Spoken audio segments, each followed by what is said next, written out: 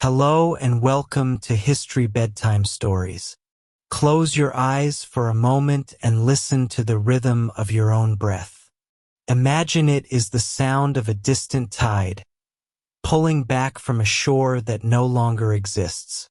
We are going on a journey tonight, not across miles, but across the deep, dark layers of time. We are looking for a place that has been lost for 2,000 years. Yet it lives in the mind of every person who has ever looked at the horizon and wondered what lies beneath the waves. We are talking about Atlantis.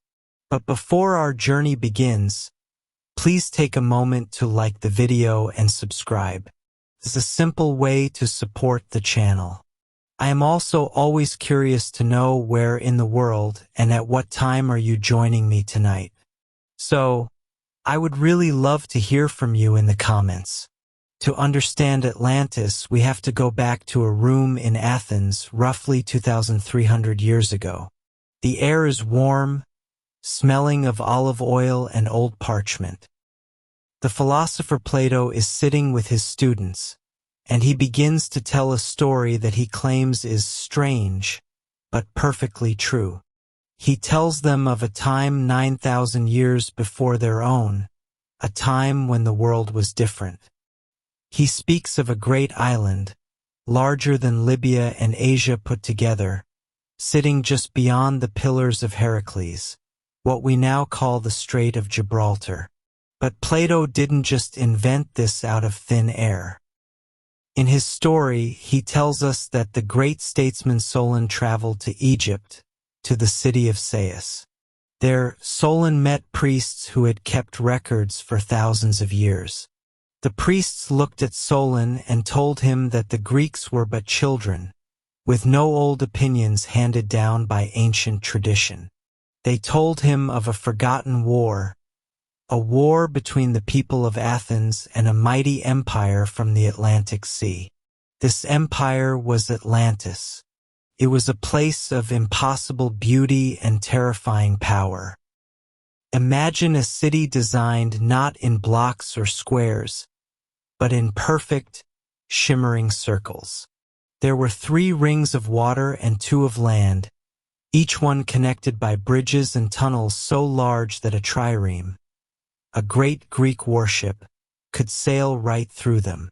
The walls of these rings were covered in metals that caught the sunlight. One was coated in brass, another in tin, and the innermost wall, surrounding the royal citadel, flashed with the red light of orichalcum. Orichalcum. Just the name sounds like a lullaby.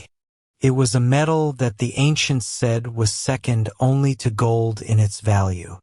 It was mined directly from the earth of Atlantis, and it gave the city a glow that could be seen from miles away on the ocean. Inside that innermost circle sat the Temple of Poseidon. It was a place of madness and majesty, with a roof made of solid ivory, pinned together with gold, silver, and that glowing red orichalcum. Inside, a giant golden statue of the god Poseidon stood in a chariot drawn by 6 winged horses, his head so high it touched the ceiling. The people who lived there were the descendants of Poseidon himself. The god had fallen in love with a mortal woman named Cleito, and to protect her, he carved the island into those concentric rings. They had 10 kings, 5 pairs of twin brothers, who ruled over their respective portions of the empire with absolute wisdom and justice. For many generations, the Atlanteans were virtuous. They didn't care for gold or possessions. They cared for friendship and the divine spark within them. They lived in a state of permanent peace, surrounded by elephants, exotic fruits, and hot and cold springs that flowed from the earth like magic. But as the centuries rolled by, that divine spark began to fade. The human element took over. They became greedy. They became ambitious. They looked at the rest of the world and didn't see neighbors. They saw subjects.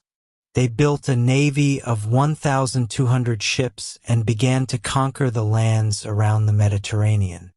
They moved through North Africa and into Europe, enslaving everyone in their path. Only one city stood against them, ancient Athens. In Plato's telling, the Athenians were the ultimate heroes. They were brave, disciplined, and selfless.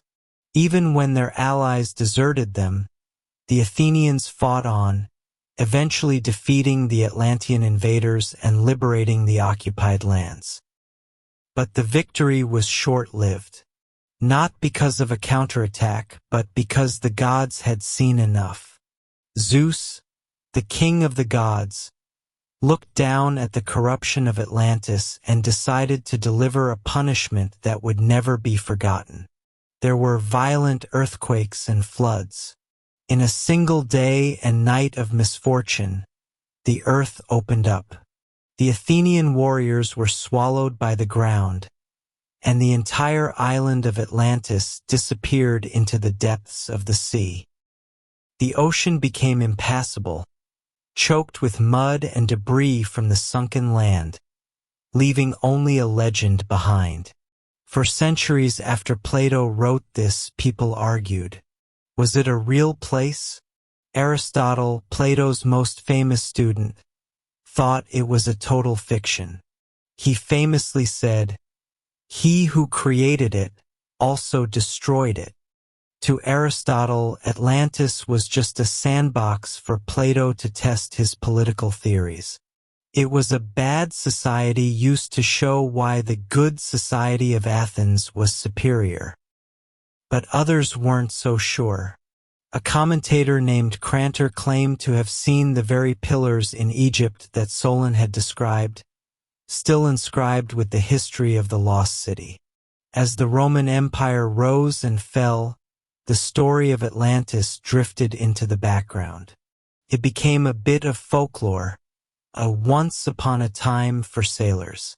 During the Middle Ages, European maps started showing mysterious islands in the Atlantic, places like Antillia or the Isle of Brazil.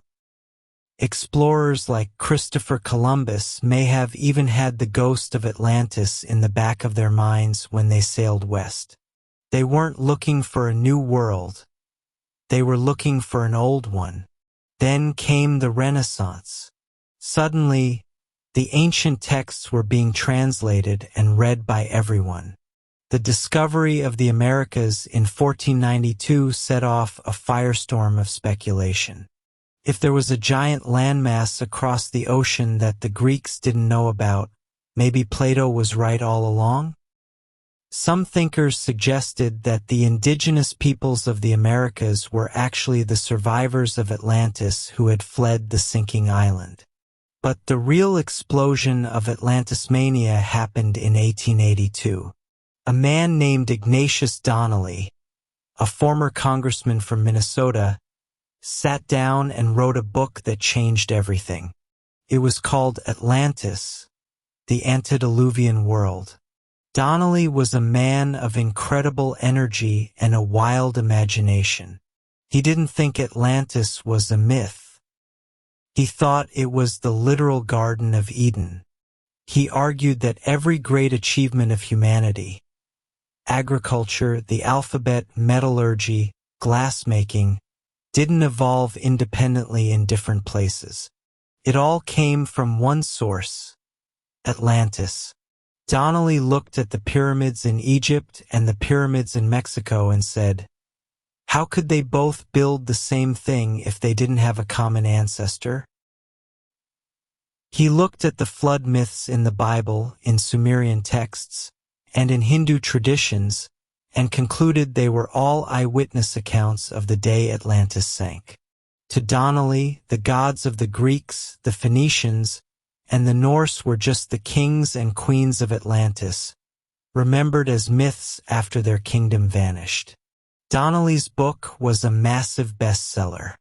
It stayed in print for decades and influenced everyone from scientists to occultists. It was the birth of Atlantology. Suddenly, people weren't just reading Plato, they were looking at maps of the ocean floor. They were looking for the mid-Atlantic ridge, hoping to find the mountain peaks of a sunken continent. But as our understanding of the Earth grew, the continent theory started to fall apart. In the mid-20th century, scientists developed the theory of plate tectonics. They realized that the ocean floor isn't a sunken landscape of valleys and mountains that used to be dry land. Instead, the plates are moving apart, and the mid-Atlantic ridge is actually where new crust is being created. There is no room for a sunken continent the size of Libya and Asia. The geology was clear. Atlantis, as a giant landmass in the middle of the Atlantic, simply couldn't have existed. Does that mean the story is dead? Not at all. It just meant the search had to change. If it wasn't a continent in the Atlantic, maybe it was a smaller island that the Greeks had upscaled in their memories. This brings us to one of the most fascinating candidates, the island of Thera, now known as Santorini.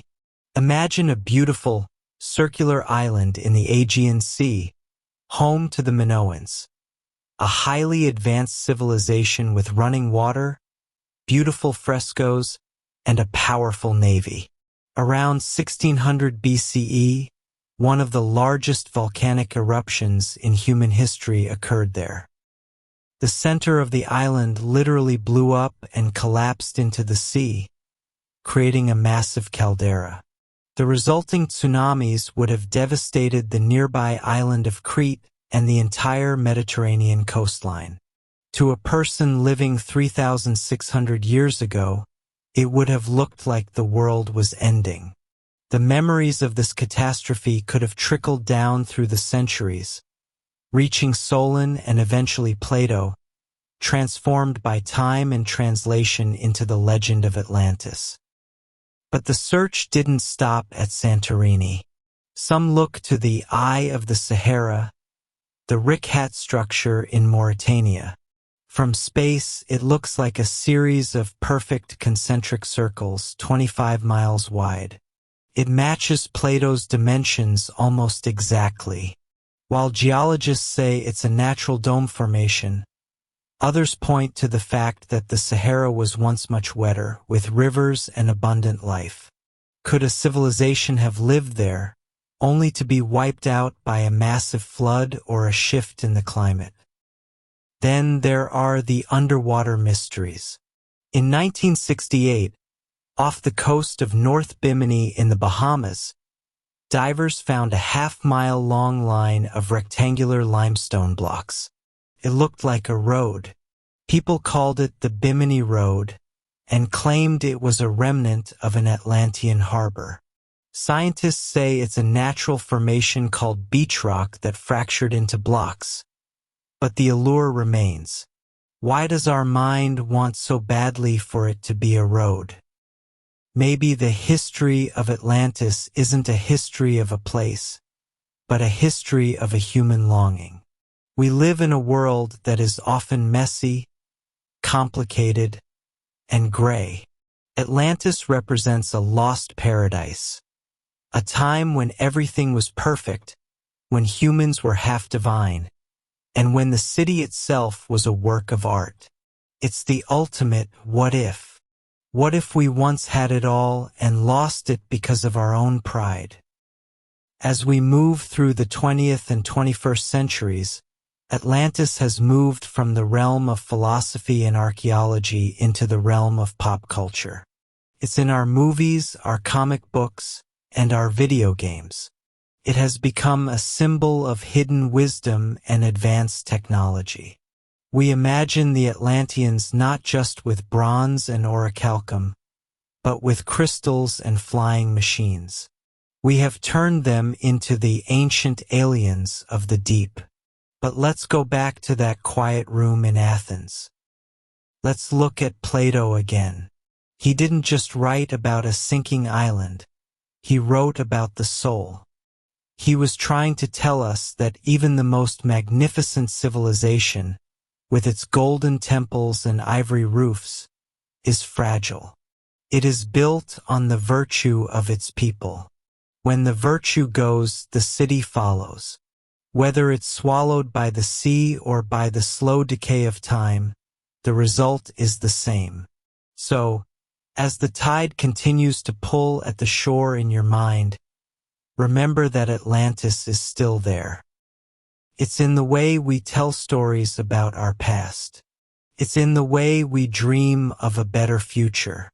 It is the city that refuses to stay buried, rising again and again every time someone asks the question, what if? As the 20th century dawned, the hunt for Atlantis split into two very different paths. On one side, you had the careful, methodical work of archaeologists with their brushes and measuring tapes. On the other, you had mystics and occultists who claimed to communicate directly with the spirits of ancient Atlanteans. Both groups were absolutely convinced they were right, and their passionate disagreements created some of the most fascinating chapters in the entire Atlantis story. Let's start with the archaeologists. In 1900, a British archaeologist named Sir Arthur Evans was digging on the island of Crete when he uncovered something extraordinary. The remains of an advanced civilization that the Greeks themselves had forgotten.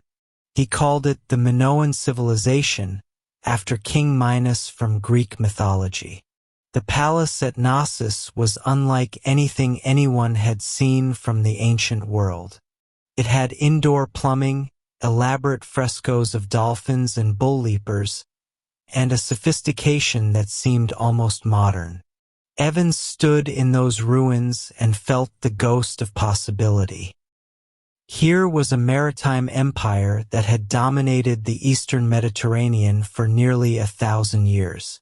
They had a powerful navy, extensive trade networks, and a mysterious writing system that scholars still can't fully decode.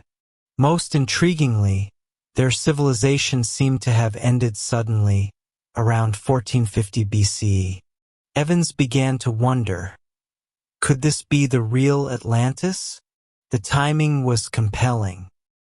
If you counted backwards from Plato's time by the 9,000 years he mentioned, you'd arrive at around 9,600 BCE. But ancient peoples weren't always precise with their numbers. What if the Egyptian priests had been talking about 900 years, not 9,000? That would put the destruction of Atlantis right around 1500 BCE, almost exactly when the Minoan civilization collapsed. Then came the volcanic connection. In 1939, a Greek archaeologist named Spiridon Marinatos was studying the Minoan ruins when he noticed something strange. Many of the buildings showed signs of sudden, violent destruction, but not from warfare or fire.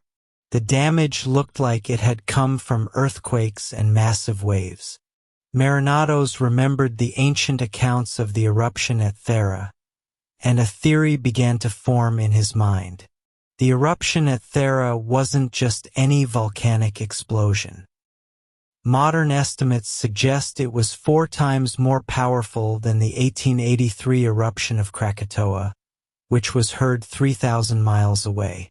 The Thera eruption would have sent tsunamis racing across the Mediterranean at 200 miles per hour.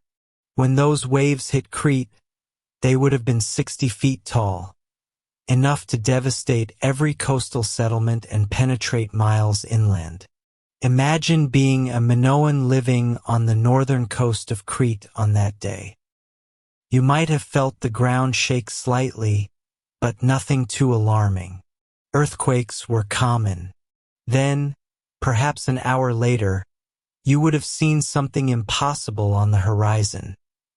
The sea itself, rising like a mountain and rushing toward you faster than a horse could run.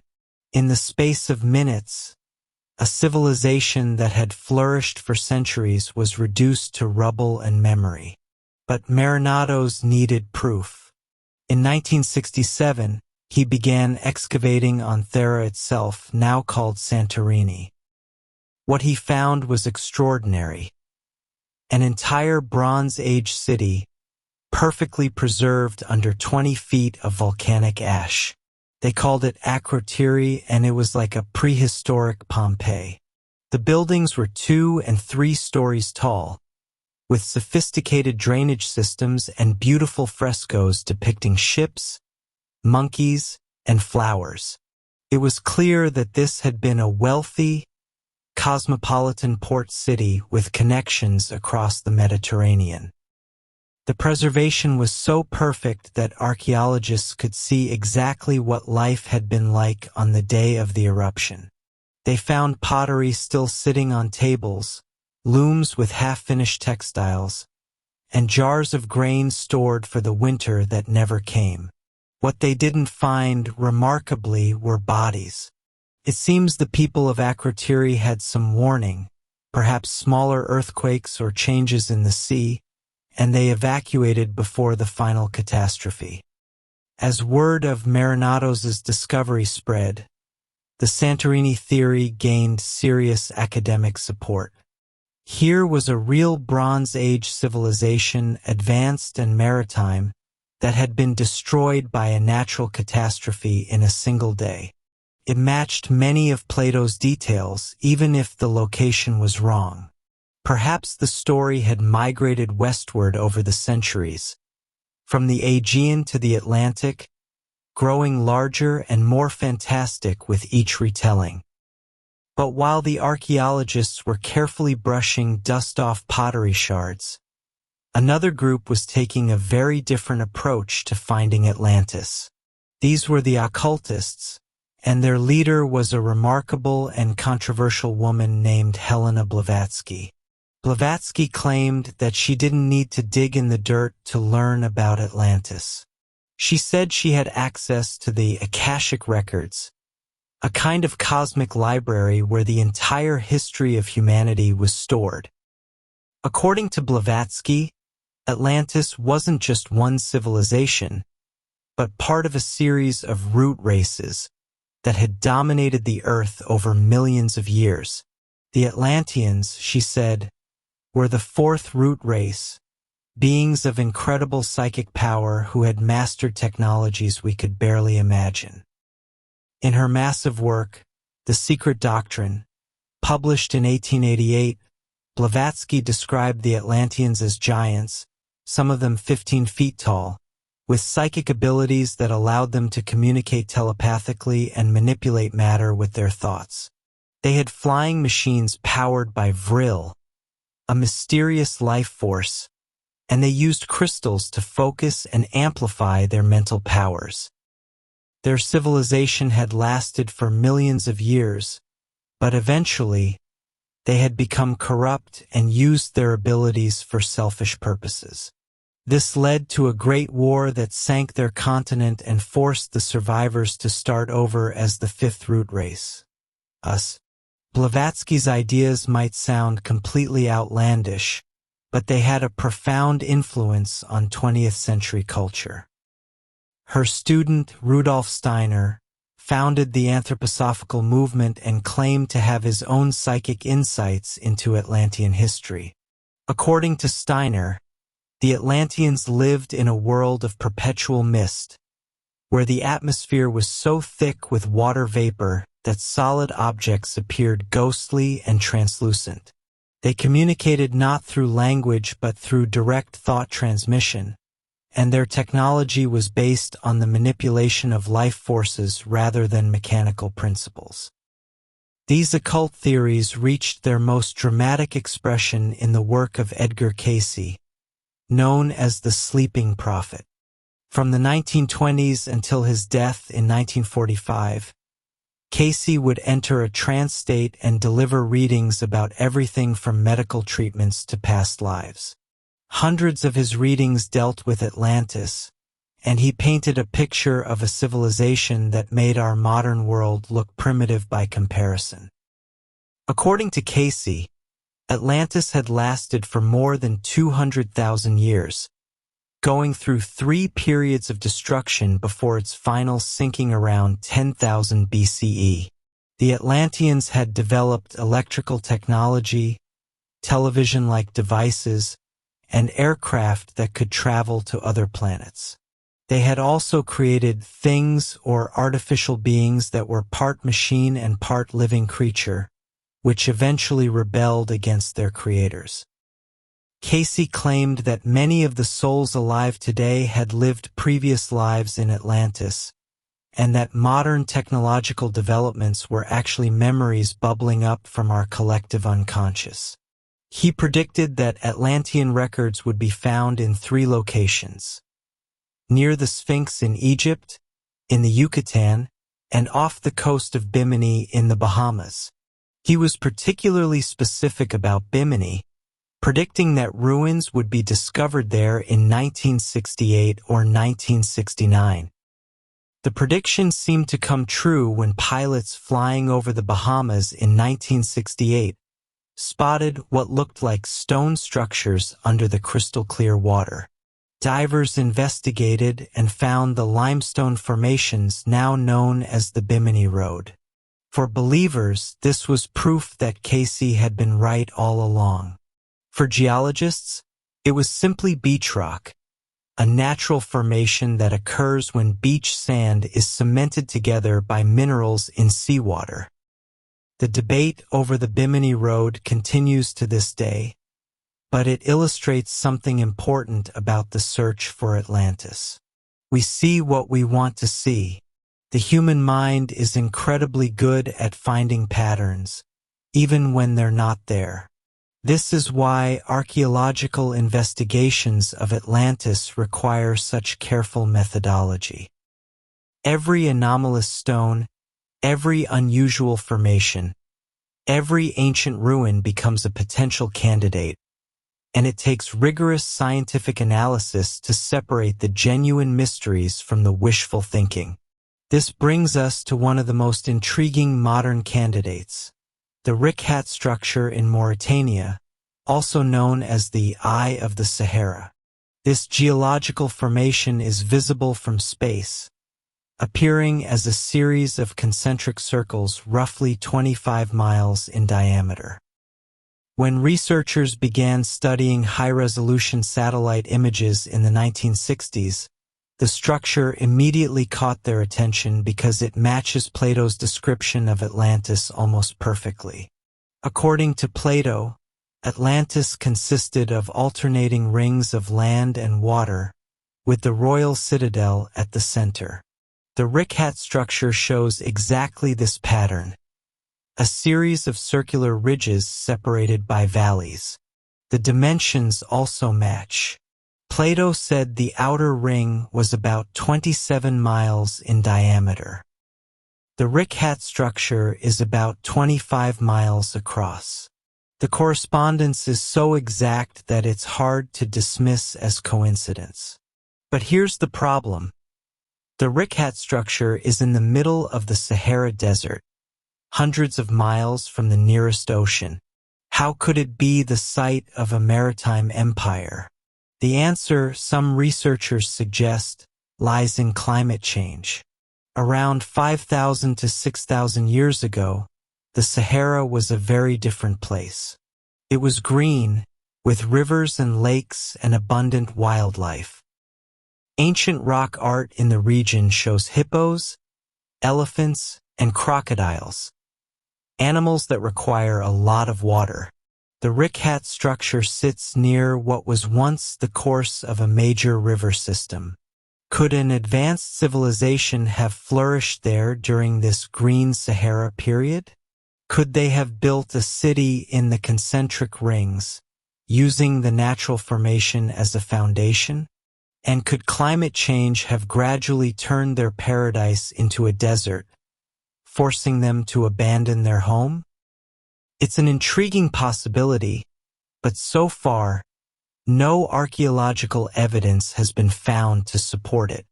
The search for Atlantis has also gone underwater in a very literal sense. Advances in deep-sea exploration have allowed researchers to map the ocean floor in unprecedented detail, and they've found some surprising things. The Mediterranean and Atlantic are dotted with underwater mountains, ridges, and plateaus that were once above sea level. During the Ice Ages, when much of the world's water was locked up in glaciers, sea levels were 400 feet lower than they are today. Vast areas that are now underwater were once dry land. This has led to the discovery of actual underwater ruins in various parts of the world. Off the coast of Japan, divers have found what appear to be stepped stone structures that some claim are 10,000 years old. Near the coast of India, sonar has revealed what might be the remains of ancient cities. In the Mediterranean, archaeologists have found Bronze Age settlements that were flooded when sea levels rose. But none of these discoveries match the scale or the time frame that Plato described for Atlantis. They're fascinating glimpses into humanity's lost past, but they don't solve the mystery of the great island empire. Perhaps the most ambitious underwater search for Atlantis was launched by Robert Ballard, the oceanographer who discovered the wreck of the Titanic. In 2003, Ballard led an expedition to the Black Sea, following up on a theory that the biblical flood might have been based on a real event, the catastrophic filling of the Black Sea at the end of the last ice age. According to this theory, the Black Sea was once a much smaller freshwater lake, separated from the Mediterranean by a land bridge at what is now the Bosporus Strait. Around 5600 BCE, rising sea levels caused the Mediterranean to break through this barrier, creating a waterfall 200 times larger than Niagara Falls. The Black Sea expanded rapidly, flooding thousands of square miles of inhabited land and forcing the people living there to flee. Ballard's team found evidence that this flood really happened, including the remains of an ancient shoreline 400 feet below the current surface. Could the cultural memory of this disaster have contributed to flood myths around the world, including Plato's story of Atlantis? It's possible, but it's also speculative. The Black Sea flood happened thousands of years before the time period Plato specified for Atlantis, and there's no evidence that the people affected by it had developed the kind of advanced civilization he described. As we move deeper into the 21st century, the search for Atlantis has increasingly moved into the digital realm. Researchers use satellite imagery, ground-penetrating radar, and sophisticated computer modeling to look for signs of ancient civilizations. Google Earth has become a powerful tool for amateur Atlantis hunters, who scan the ocean floors and desert landscapes looking for unusual formations. This democratization of exploration has led to thousands of new discoveries. Most of them false alarms, but a few genuinely intriguing. In 2011, a grid-like pattern was spotted on the Atlantic Ocean floor west of Africa using Google Earth. For a brief moment, some thought it might be the ruins of Atlantis, but it turned out to be sonar tracks from ships mapping the ocean floor. The psychological appeal of Atlantis in our modern world has only grown stronger. We live in an age of climate change, rising sea levels, and environmental destruction. The story of a great civilization destroyed by natural catastrophe feels more relevant than ever. We look at our own technological achievements, our cities of glass and steel, our global communication networks, our ability to fly and travel to space, and wonder if it could all disappear as quickly as it appeared. Atlantis has become a mirror for our own anxieties and hopes. In science fiction, it's often portrayed as a warning about the dangers of advanced technology or environmental destruction. In fantasy literature, it represents a lost golden age when magic and science coexisted. In New Age spirituality, it's a symbol of higher consciousness and forgotten wisdom. The Internet age has also created new communities of Atlantis researchers who share theories and evidence online. These range from serious amateur historians and geologists to conspiracy theorists who believe that the discovery of Atlantis is being suppressed by governments or secret societies. The quality of research varies wildly, but the passion and dedication of these communities is undeniable. Perhaps what's most remarkable about Atlantis is how it has evolved from a philosophical allegory into a genuine historical mystery. Plato almost certainly never intended for people to spend centuries searching the ocean floor for his imaginary island. But the power of the story was too great to be contained by its original purpose. It touched something deep in the human imagination. The longing for a perfect society, the fear of losing everything we've built, and the hope that somewhere out there, hidden beneath the waves or buried in the sand, lie the secrets of a wiser, more advanced civilization. As the night deepens around us and the waves of sleep begin to pull at the edges of consciousness, remember that the true Atlantis isn't waiting to be discovered in some remote corner of the earth. It lives in the space between what we know and what we dream, between the solid facts of archaeology and the fluid possibilities of imagination. Whether it was a Bronze Age civilization destroyed by volcanic catastrophe, a Stone Age society swallowed by rising seas, or simply the most successful thought experiment in human history, Atlantis continues to teach us something valuable about ourselves. That we are creatures who need mysteries, who require the unknown to give meaning to the known, and who will never stop searching for the perfect city, even if we have to build it ourselves. The tide continues to pull, and somewhere in the deep places of the ocean, the lights of imagination still shine. As we drift deeper into the 21st century, the search for Atlantis has transformed once again. We now have tools that would seem magical to earlier generations of seekers. Satellites that can peer through jungle canopies, sonar systems that map the ocean floor in exquisite detail, and computers that can analyze vast amounts of data in seconds. Yet paradoxically, these technological advances have made the mystery of Atlantis both more tantalizing and more elusive.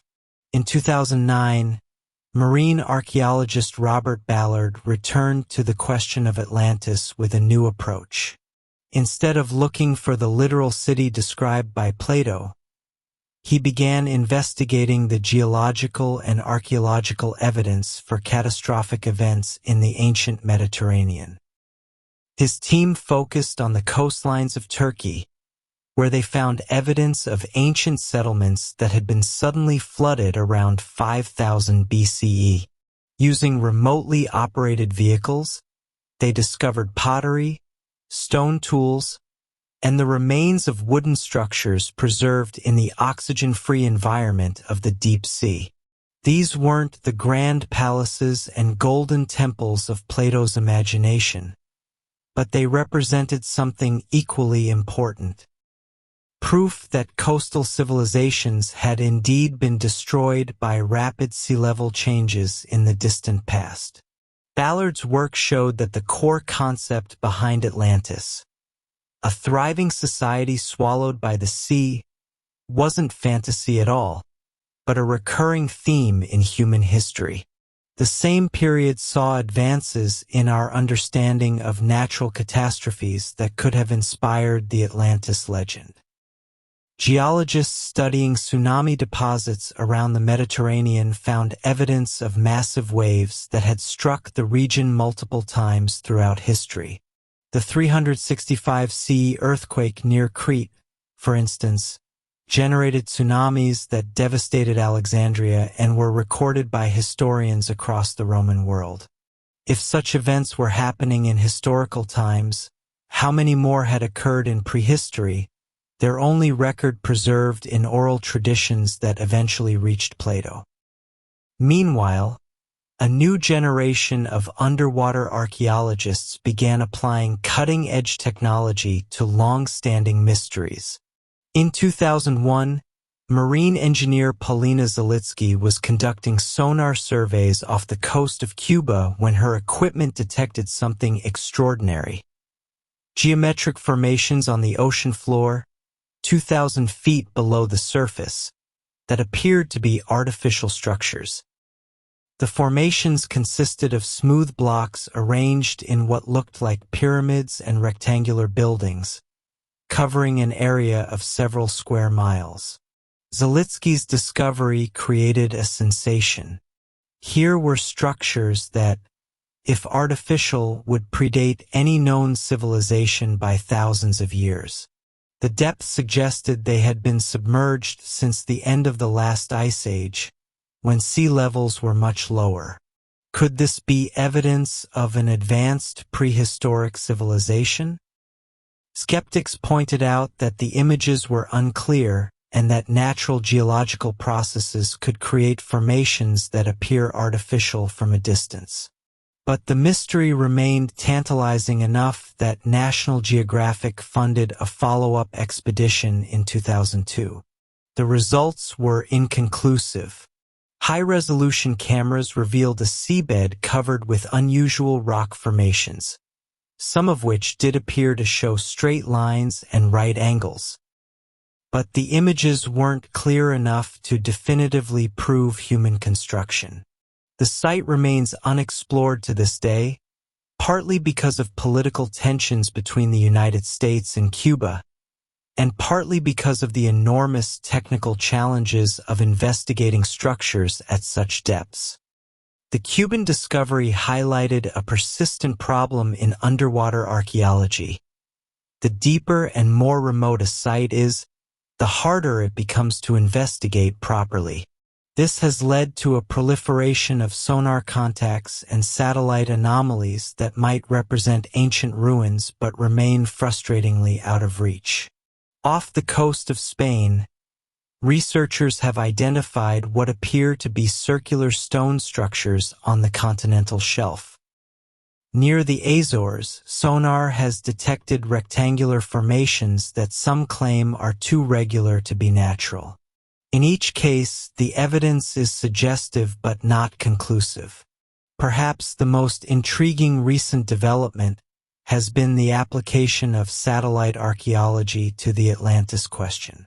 Dr. Sarah Parcak, a pioneer in the field, has shown how space-based imaging can reveal ancient settlements that are invisible from ground level. Her techniques have been used to discover Egyptian pyramids, Mayan cities, and Roman roads. In 2010, she turned her attention to the possibility of finding Atlantis-related sites. Parcak's analysis of satellite data from the Mediterranean revealed dozens of previously unknown coastal settlements that had been submerged by rising sea levels. While none of these matched the scale of Plato's Atlantis, they painted a picture of a Bronze Age world far more complex and interconnected than previously imagined. She found evidence of extensive trade networks, advanced harbor facilities, and urban planning that showed remarkable sophistication for its time. The satellite work also revealed something unexpected.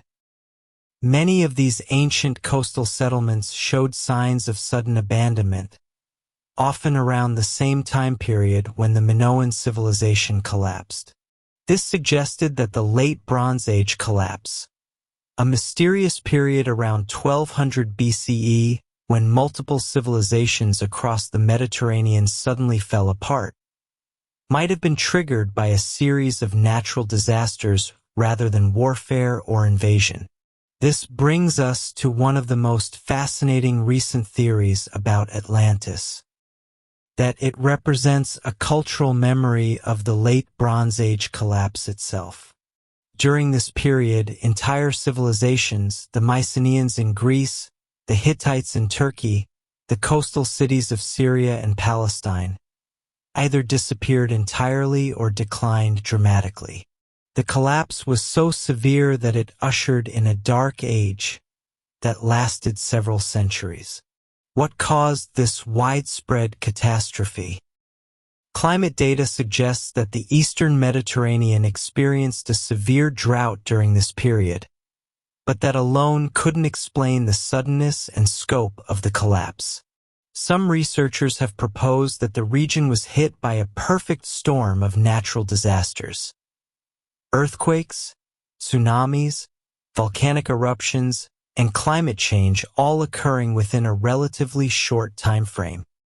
Could the memory of this civilizational collapse, passed down through oral tradition and gradually transformed over centuries, have eventually become Plato's story of Atlantis? It's an intriguing possibility that would explain why the Atlantis myth feels historically grounded even though no literal Atlantis has ever been found. The search for Atlantis has also been influenced by broader changes in how we think about ancient civilizations. The discovery of Göbekli Tepe in Turkey, built around 9,500 BCE, showed that hunter-gatherer societies were capable of creating monumental architecture thousands of years before the invention of agriculture. The site consists of massive stone pillars arranged in circles, decorated with sophisticated carvings of animals and abstract symbols. It required hundreds of people working together over many generations, suggesting a level of social organization that archaeologists had previously thought impossible for its time. Göbekli Tepe didn't prove the existence of Atlantis, but it did something equally important. It expanded our conception of what ancient peoples could achieve. If hunter-gatherers could build something as impressive as Göbekli Tepe, what other achievements might be waiting to be discovered? The site reminded researchers that absence of evidence isn't evidence of absence, and that spectacular discoveries could still be made. This expanding timeline of human achievement has influenced modern Atlantis theories in subtle ways. Researchers are now more willing to consider the possibility that sophisticated civilizations might have existed much earlier than previously thought, and that some of them might indeed have been lost to natural catastrophes or climate change. The cultural impact of Atlantis in the modern era extends far beyond archaeology and geology. The lost civilization has become a powerful symbol in literature, film, and popular culture, often serving as a metaphor for environmental destruction or technological hubris. Science fiction writers from Jules Verne to Isaac Asimov have used Atlantis as a setting for stories about advanced technology and its consequences. The 1995 Disney animated film Atlantis, The Lost Empire, introduced the legend to a new generation, reimagining the Atlanteans as masters of crystal-powered technology who had retreated underground after their surface civilization was destroyed. The film's visual design, inspired by the Art Nouveau movement and the architectural theories of Frank Lloyd Wright, created a distinctly modern vision of what an advanced ancient civilization might have looked like. Video games have also embraced Atlantis as a setting, from the underwater cities of the BioShock series to the mystical realms of role-playing games. These digital recreations often blend Plato's original description with elements drawn from occult theories and modern technology, creating visions of Atlantis that are simultaneously ancient and futuristic. The Internet age has democratized Atlantis research in ways that would have been impossible just a few decades ago. Online communities share satellite images, analyze sonar data, and debate theories with a passion that rivals any academic conference. YouTube channels dedicated to alternative history regularly feature new claims about Atlantis discoveries, while Google Earth has become an unofficial tool for amateur archaeologists scanning the ocean floor for unusual formations. This democratization has had mixed results. On the positive side, it has brought fresh eyes and new perspectives to old mysteries. Amateur researchers have sometimes noticed patterns or anomalies that professionals missed. On the negative side, it has also led to a proliferation of poorly researched theories and fake evidence. The challenge for anyone interested in Atlantis today is separating genuine discoveries from wishful thinking and deliberate hoaxes. One of the most persistent modern claims involves the use of artificial intelligence and machine learning to analyze archaeological data. Several groups have claimed to use AI to identify Atlantean ruins in satellite imagery or sonar scans, but these claims have generally not held up to scientific scrutiny. The problem is that pattern recognition software can be trained to see almost anything if the parameters are set appropriately, making it easy to find evidence of whatever the researcher is looking for. The psychological appeal of Atlantis in the 21st century seems stronger than ever. We live in an age of rapid technological change and environmental uncertainty, when it often feels like our own civilization might be more fragile than we'd like to admit. Climate change is raising sea levels and generating more powerful storms. Political tensions threaten global cooperation. The COVID-19 pandemic showed how quickly modern life can be disrupted by forces beyond our control. In this context, Atlantis serves as both a warning and a promise. As a warning, it reminds us that even the most advanced civilizations can fall, that hubris and environmental destruction can bring down empires that seem invincible. As a promise, it suggests that human beings are capable of creating something magnificent, something worth preserving and learning from. The environmental aspect of the Atlantis story has become particularly resonant in recent years. Many modern interpretations emphasize the ecological themes in Plato's original account. A civilization that loses its connection to nature and is ultimately destroyed by natural forces. This has led to new theories that Atlantis was destroyed not by a single catastrophic event, but by gradual environmental degradation, overpopulation, deforestation, soil erosion, and climate change. Some researchers have pointed to modern examples of civilizational collapse caused by environmental factors. The Maya civilization, for instance, may have been weakened by drought before it was finished off by warfare and disease. Easter Island's inhabitants deforested their island so thoroughly that their society collapsed. The Anasazi of the American Southwest abandoned their elaborate settlements during a period of prolonged drought. In each case, environmental stress played a crucial role in the civilization's decline. Could something similar have happened to a real-world civilization that inspired the Atlantis legend? It's certainly possible, and it would explain why the story has such emotional resonance in our current environmental crisis. The future of Atlantis research will likely be shaped by continuing advances in underwater archaeology and remote sensing. Autonomous underwater vehicles are becoming more sophisticated and less expensive, making it possible to explore deeper and more remote parts of the ocean floor. Satellite technology continues to improve, offering higher resolution and new types of sensors that can detect subsurface features. Perhaps most intriguingly, advances in DNA analysis are beginning to reveal the migration patterns and relationships of ancient peoples in ways that were impossible just a few years ago.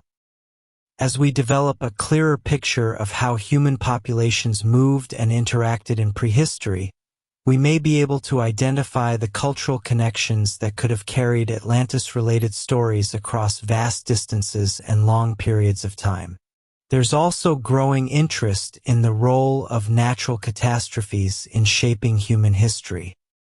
The Younger Dryas period, a sudden return to Ice Age conditions that occurred around 10,800 BCE, may have been triggered by a cosmic impact event that caused massive climate disruption.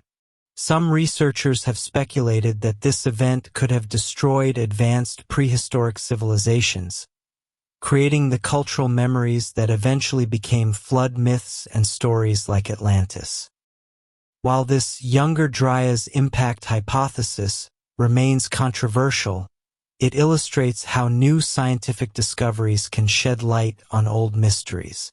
As our understanding of prehistoric climate change, cosmic impacts, and geological catastrophes improves, we may find new ways to interpret ancient legends and oral traditions. The search for Atlantis has also been influenced by discoveries of actual lost civilizations. The ancient city of Troy was long considered mythical until Heinrich Schliemann excavated it in the 1870s. The Indus Valley civilization was completely unknown to archaeology until the 1920s, when excavations revealed sophisticated urban centers with advanced drainage systems and standardized weights and measures. Göbekli Tepe was discovered only in the 1990s, pushing back the timeline of monumental architecture by thousands of years. Each of these discoveries reminds us that human history is far more complex and surprising than we often assume. While none of them proves the existence of Atlantis, they do suggest that other major discoveries are still waiting to be made. As we look toward the future, the legend of Atlantis seems likely to evolve in new directions. Virtual reality technology is already being used to create immersive reconstructions of ancient sites, and it's easy to imagine VR experiences that allow people to visit various proposed locations for Atlantis. Artificial intelligence might eventually be able to analyze vast databases of archaeological and geological data to identify patterns that human researchers have missed. But perhaps the most important development will be a growing recognition that the truth of Atlantis lies not in finding a specific archaeological site, but in understanding what the story tells us about ourselves. Whether Plato based his account on real historical events or created it entirely from his imagination, he succeeded in creating a myth that has spoken to people across cultures and centuries. The story of Atlantis embodies some of our deepest fears and highest aspirations. It warns us about the dangers of hubris and environmental destruction, while inspiring us to imagine what human civilization could achieve at its best. It reminds us that everything we build is temporary, while encouraging us to build something worth remembering. In the end, the search for Atlantis is really a search for ourselves, for our origins, our potential, and our place in the long story of human civilization. Every time we peer beneath the waves or scan satellite images of remote islands, we're asking fundamental questions about who we are and where we came from. We're wondering whether we're the first civilization to reach for the stars, or whether others have walked this path before us. The waves continue to wash against shores around the world, carrying secrets from the deep and returning others to the depths. Somewhere in that eternal rhythm of tides, in the space between the known and the unknown, Atlantis continues to beckon, not as a place on a map, but as an idea that refuses to be forgotten. A reminder that the greatest discoveries often lie not in what we find, but in what we seek, and that the most important journeys are the ones that lead us home to ourselves. As the night settles around us and the gentle rhythm of the waves lulls us towards sleep, remember that you are part of this great search. Every time you wonder about the past, every time you imagine a better future, every time you look at the horizon and wonder what lies beyond, you're continuing a conversation that began in ancient Athens and will continue long after our own civilization has become legend. The lights of Atlantis shine not beneath the waves, but in the spark of curiosity that drives us to keep searching, keep questioning, and keep dreaming of what might be possible. In that light, we are all Atlanteans, citizens of the greatest empire of all, the empire of human imagination. Sleep well, fellow seekers. Tomorrow the search continues. The journey through the depths of time and mystery ends here. But the story of Atlantis will continue as long as humans dare to dream of lost worlds and hidden truths. If this exploration of the eternal mystery has touched something deep within you, please consider liking this video and subscribing to History Bedtime Stories. Your support helps us continue mapping the territories of wonder that exist at the intersection of history and imagination. Until next time, may your dreams be filled with the light of ancient wisdom and the promise of discoveries yet to come.